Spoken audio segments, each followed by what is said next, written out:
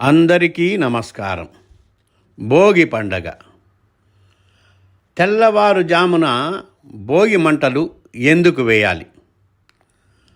సంక్రాంతి పండుగ రాగానే మనకు మొదట గుర్తొచ్చేది భోగి. తెల్లవారుజామునే చలిలో వేసే భోగి మంటలు మనకు ఎంతో ఉత్సాహాన్నిస్తాయి. అయితే కేవలం పాత వస్తువులను తగలబెట్టడమేనా భోగి అంటే? దీని వెనుక అద్భుతమైన కారణాలున్నాయి. పురాణగాథ ప్రకారం ఇంద్రుడి గర్వభంగం జరిగిన రోజు ఇది. పురాణాల ప్రకారం ఈ రోజును ఇంద్రోత్సవం అని కూడా పిలిచేవారు.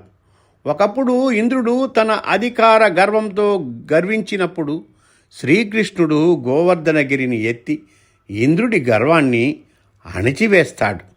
అప్పుడు ఇంద్రుడు తన తప్పు తెలుసుకుని శ్రీకృష్ణుడిని శరణు వేడుతాడు. ఆ గర్వం అనే అహంకారాన్ని దహనం చేసిన రోజు కాబట్టి మనం మనలోని దుర్గుణాలను మంటల్లో వేయాలని భోగి మంటలు వేస్తాం. పాతకు స్వస్తి, కొత్తకు స్వాగతం. ఇంట్లోని వస్తువులు, పాత వస్తువులు పోవాలి, కొత్తది రావాలి. భోగి రోజున మనం ఇంట్లోని పనికిరాని పాత వస్తువులను మంటల్లో వేస్తాం. అంటే కేవలం వస్తువులనే కాదు, మనలోని చెడు ఆలోచనలు, అలవాట్లు మరియు గతాన్ని కూడా మంటల్లో వేసి కొత్త సంవత్సరానికి సరికొత్త ఉత్సాహంతో సిద్ధమవ్వాలని దీని అర్థం. చలికాలం, ఆవు పిడకల నుండి వచ్చే పొగ, దీని వెనుక ఒక సైన్స్ కూడా ఉంది. ధనుర్మాసం చివరి రోజున వాతావరణం చాలా చలిగా ఉంటుంది. భోగి మంటల్లో ముఖ్యంగా ఆవు పిడకలు, ఔషధ గుణాలున్న చెక్కలను ఉపయోగిస్తారు.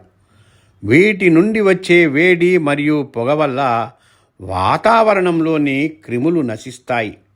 చలికాలంలో వచ్చే అనారోగ్య సమస్యల నుండి మనల్ని కాపాడటానికి ఈ వేడి ఎంతో ఉపయోగపడుతుంది.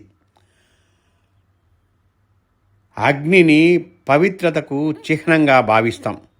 భోగి మంటల ద్వారా ప్రకృతికి, అగ్నిదేవుడికి మన కృతజ్ఞతలు తెలుపుకుంటాం. అందుకే భోగి మంటలు కేవలం ఒక ఆచారం కాదు, అది మన భౌతిక, మానసిక శుద్ధికి ఒక మార్గం. కాబట్టి ఈ ఏడాది భోగి మంటల్లో కేవలం చెత్తనే కాదు, మీలోని కోపం, అసూయ, నెగటివ్ ఆలోచనలను కూడా దహనం చేయండి. మీ అందరికీ భోగి శుభాకాంక్షలు. ఈ వీడియో మీకు నచ్చితే లైక్ చేయండి, మీ మిత్రులకు షేర్ చేయండి. మరిన్ని ఇలాంటి ఆసక్తికరమైన విషయాల కోసం మన ఛానల్ని ఇప్పుడే సబ్స్క్రైబ్ చేయండి.